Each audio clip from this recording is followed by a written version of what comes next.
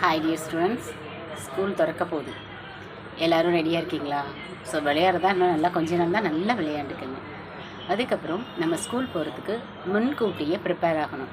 School bag இருக்கா, uniform எல்லாம் செட்டாக இருக்குதா, லஞ்ச் பேக் எடுத்துருக்கோமா, வாட்டர் பாட்டில் எடுத்துருக்கோமா.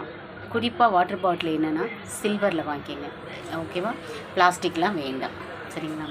அதுக்கப்புறம் குட்டியாக ஸ்நாக்ஸ் பாக்ஸ் எதுக்குன்னா உங்களுக்கே தெரியும், நட்ஸ் எல்லாம் போட்டு வச்சு அதுதான் ஸ்கூலுக்கு எடுத்துகிட்டு போகணும். இல்லை வேறு எந்த நொறுக்கு தீனியும் எடுத்துகிட்டு போகக்கூடாது.